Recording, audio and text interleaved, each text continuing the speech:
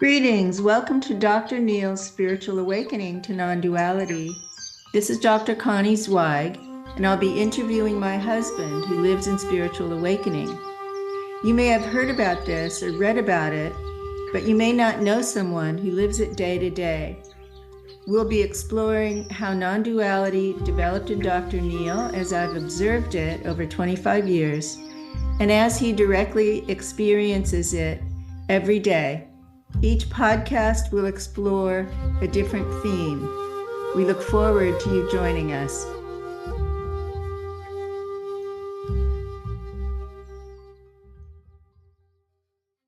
Today we're going to explore the perennial religious and spiritual question, who am I?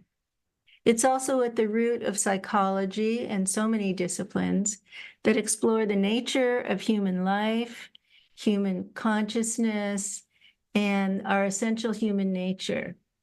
And I'm going to ask Dr. Neil, from his perspective and level of consciousness, to address the question, who am I? So yesterday, Connie and I went to explore retirement community. And we went around and asked people why they were there. One person said, I am here because I'm a Vipassana teacher. That's a role. That's an identity. That's a role. And I immediately saw through that role and saw that she's somebody who's playing at being a Vipassana teacher. That's her game. That's her, because that's not who she is. That's not who I am. We went to another person and asked them why they were there. And their answer was because they could do woodworking in this retirement community. And again, that's what they would do, not who they are. Another person seemed to be uncertain and had endless questions about what was available, as if all possibilities needed to be there for her, and that was her identity. Another said, I am a vegetarian. Correct. Many said that, in fact. There were a number of them. I'm a vegetarian, that's why I'm here. Well, which is not who they are. It's what they want, what they desire. So the sense of having an identity which is tribal, let's call it that. Tribal in the sense that I want to be with people like me. I want to know if this opportunity has things that I would like, things that I could belong to, is tribal. It's tribal identity.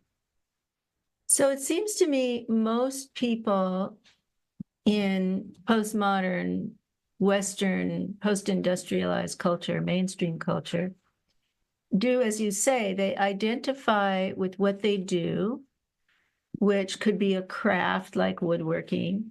I'm a writer, I'm a sculptor, or it could be a role in society. I'm a CEO, I'm a nurse. It could be a role in the family. I'm a mother, I'm a grandfather, and that this is what people believe they are. And then the other thing that's happening in the sort of politically correct world is more identification with race. I'm a Black activist, or with religion. I'm a white evangelical, or I'm a Buddhist, or like the Vipassana teacher. Or, I'm a progressive Democrat, or, I'm a MAGA person, I'm a Trump supporter. So all these narrow identities that are so commonplace now are what you're saying we need to see through. Yes, people seem to be identifying more and more with a tribal identification as a means to feel they belong. They are part of something. And the truth about it is these are roles. These are not soul definitions, spiritual definitions of who we are. If we look more closely, we can begin to understand that these are identifications that are temporary, that are we pass through, just like birth. I am a human being. Well, the truth about it is I know I'm a human being, but I'm more than a human being. I'm an animal, and more than an animal, I am on this planet and other planets. That's my identity. It's more than just a human being. I've been and will be more than a human being. I'm a spiritual being. And so, what is this danger that we're facing as we live in these very narrow identities? What do we lose? What's being sacrificed with this? Well, we're fighting each other. There are wars that are going on around the world. There's political wars going on. There's social wars going on. There's people identifying with one cause and pushing away all others, or pathologizing, making bad, wrong others, rather than beginning to see that we are everywhere. We are everything. So, what I'm hearing you say is this is the root of projection and other making. Correct. But worse than that, this is the root of crime. This is the root of illness. This is the root of human degradation, where we look at another and we can't see ourselves. And that's really what the spiritual journey is about, being able to see the self in the other. Oh, that's beautiful. Mm-hmm. So when we fail to see ourselves in the other in a profound way, when we fail to see our interconnectedness at the level of consciousness, then we risk dehumanizing the other. Correct. So if I ask the question of right at this moment, who am I get a sense of deep expansion, sense of being everywhere, and a sense of being connected with everybody and everything. This is not only in an abstract sense as a quality, but in a specific sense as a truth that is fundamental in its details. Can you say more about what you mean by I am everything?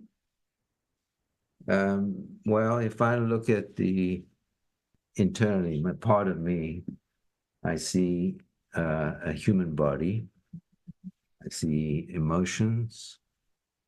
I see thoughts and beliefs and identity. I see I'm a psychologist. I'm Connie's husband.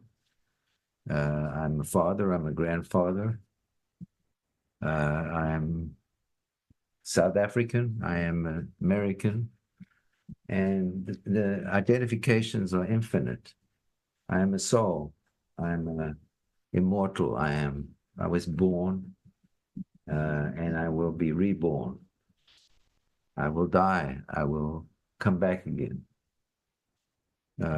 So the sense of who I am is infinite and unbounded. So I am not just those things that we identify with as self. I am in all human beings. My essence is in all human beings. And what is that essence?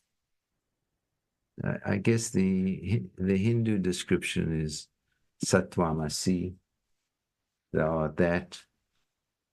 Who I am is that which is everything. Bliss, joy, being, awareness, emptiness, expansion. All these are different qualities which I would say are deep identifications. But there's more than that. There's qualities like love, joy, ecstasy, bliss, well-being. I am those too, without subject or object, without an I, without a you. That is what I am without an I. So when the identification with the narrow identities and roles dissolved and the self emptied out, the small self emptied out, then what happened next? How did you continue to operate in the relative world? Who is speaking right now? There's a mouth that's moving. There's a sound that's coming out of the mouth. There are obviously some kind of thoughts behind it. There is a sense of knowledge of communication and expression of who I am. But I'm not identified with any of those. So if I look at myself, this mouth is not my mouth. It's moving by itself. This voice is not my voice. It's a voice. It's moving by itself. It's coming through this identity called Neil. These thoughts don't exist. I do not have any thoughts. Thoughts are constructed ideas that human beings have through which they identify themselves. But the truth about it is the soul, which is not who I am either, but expresses these thoughts, words, voice, so that there's a connection. So I'm imagining that the first stage in the next identity is with the soul. I mean, there are these stages before becoming everything, developmental stages of levels of consciousness as they unfold. That's correct. And, there's a big debate in the consciousness world about whether every tradition is describing the same states or stages. But that's kind of hypothetical stuff. Let's focus on what happened with you. So as these lesser identities fell away and you experienced yourself as empty and emptier, then what did you identify with? Yes, it was rather the other way around. So fuller, more, and more. So, initially I was a baby, and joy and suffering became my identity. Food and mother and father and eventually siblings, brothers and sister became my identity. And so there was a constant expansion. I went to school and in South Africa and identified as a South African and as schoolmate. And afterwards, many university years, and identified as a psychologist, as an accountant. So there was an expansion of who I am, who I was, to more and more. It was more transcend and include, become more and include what was previously there.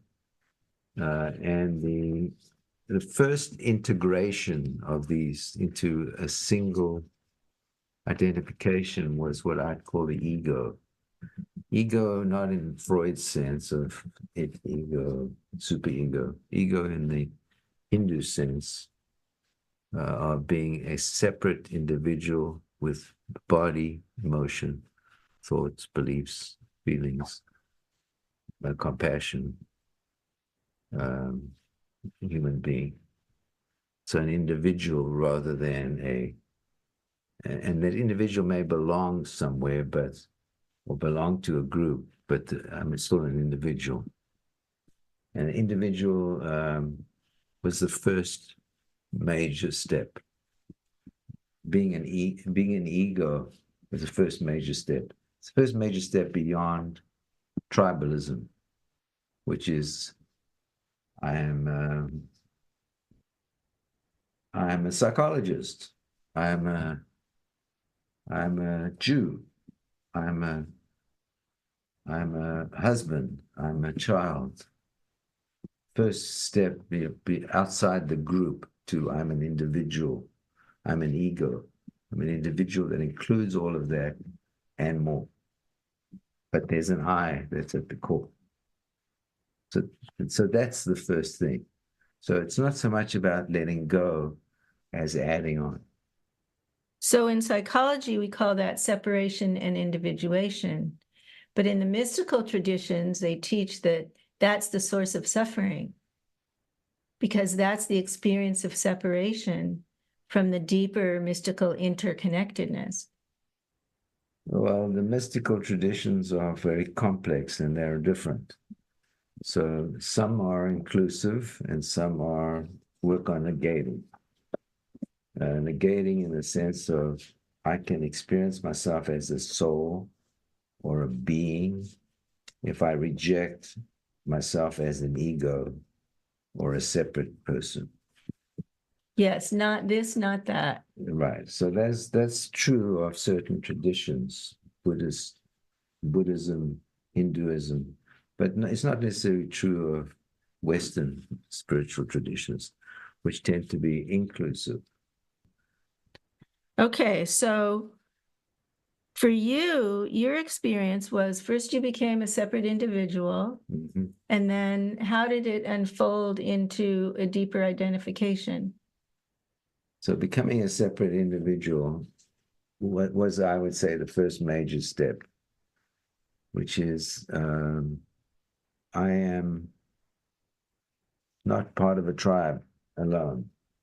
I'm not a separate person belonging to a group alone. I am an individual that has many qualities.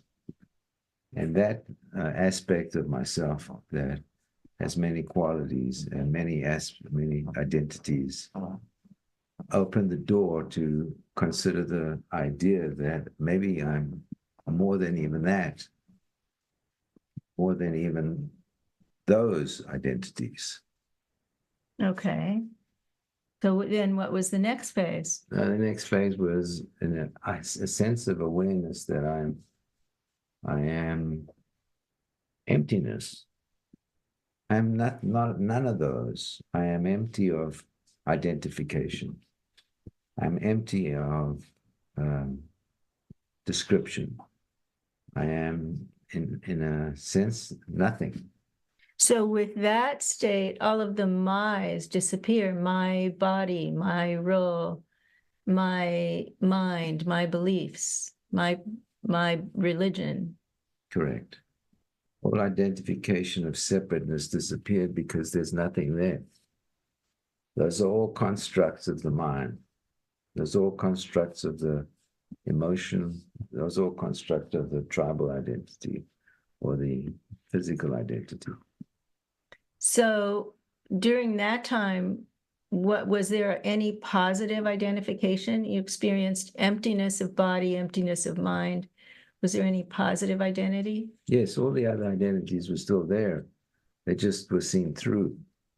They were not real in a sense that they weren't the essence of who I am. So they haven't disappeared, and they still have not disappeared. And that's what enabled you to continue to function. Correct. In other words, if one does not hold on to all of these different identities and one disappears them or lets them go, you have a danger of being psychotic, needing to be in a monastery, be protected, needing to be in a cave where you have no relationships to anybody. So these are traditions that are more monastic, where one negates identity rather than transcends and includes. Thank you, Ken Wilber, for that idea. Mm. Okay, so you went beyond all this mine, and you went beyond these local identities, Jewish, South African, American, and you moved into this level of emptiness. And I remember at the time, soon after that, then the object emptied out. So if we follow who am I with who are you, the object, can you say something about that? Well, if it applies to myself, then it applies to everybody and everything. So there was an awareness that the object of identification was as empty as the subject, the I, me, was as empty. And that was still abstract at that point. Abstract in the sense that I knew it, but I couldn't see it. I couldn't hear it. I couldn't feel it. I knew it. But the I had disappeared. I knew there was no I. I knew there was no sense of self. So the identification that the object is also the object of sight and perception is also empty, that came a lot later. So the capacity to look at a tree, I can look at a tree now and I see myself in the tree. I see my psyche, angels, demons, all kinds of beings that are helping that tree to grow. And I see it in myself. I look in the tree and I see myself, and I see myself in this body at the same time. So the capacity to do that on a sensory level was the first part of the process of beginning to empty the mind of the terms of the objects of the mind. So the subject-object duality became non-dual with that level of consciousness. Yeah, that's correct. Do you want to say anything else about that? What is non-duality? Means that not two. So I am this body, and I'm also this mind, and I'm also this heart, and I'm also this consciousness, and I'm also the tree. And I'm also the wall that's in front of me, and I'm also the sound that I'm hearing. And so there's a sense of initial duality, non-duality. It's not expanded in the sense of what came next. It's more local. And Oh, that's good. We can call it local non-duality. yeah, that's a better word for it, local non-duality. Thank you. Because later on, the non-duality became much more expanded. And the senses of psychic ability, psychic in the sense that one can be in more than one place. One could be observing the galaxy or the universe or beings on another planet. So those kind of awarenesses came later. So is there any map? So we're in the initial stages of non-duality now. Yeah. A famous Vedanta teacher, Ramana Maharshi, used this question, who am I, as his primary practice for his students, sitting with who am I over and over and over again until all these kind of local identifications became empty or dissolved. And you sit in pure awareness, or whatever your name is for that, pure consciousness, awareness. Ram Dass called it loving awareness, whatever we call that. So what you're describing is similar, although you didn't do it as a contemplation on who am I. It just unfolded that way.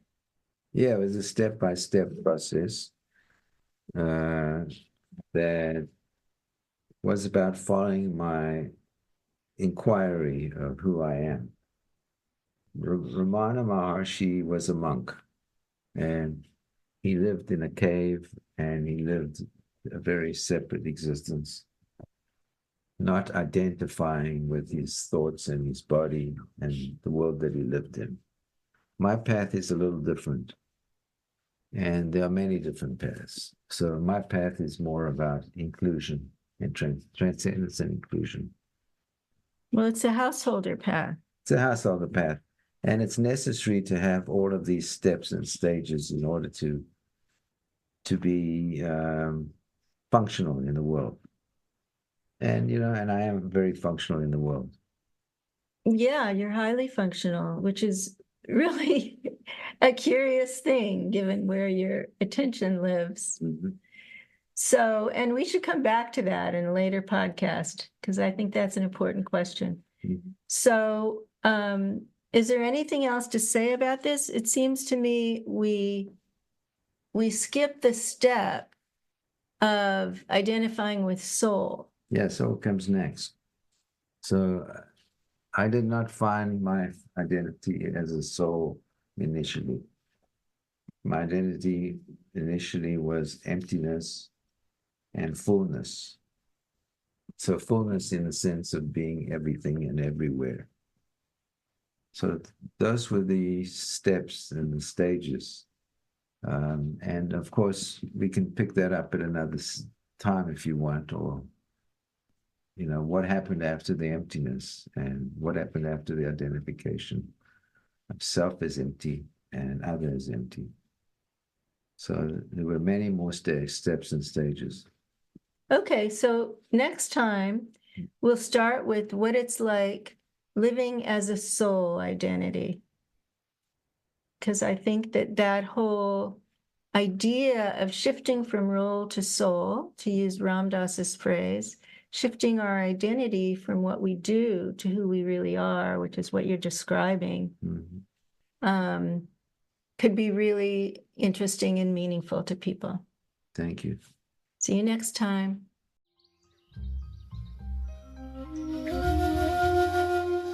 Thanks for tuning in today. If you found our discussion insightful, there's a good chance your friends will too. And we'd love it if you could take a moment to share this episode with a friend who you believe would appreciate it. Help us spread the word and reach more people. And follow us on any platform. Turn on your episode notifications so you never miss new content. Thanks for being part of our podcasting journey.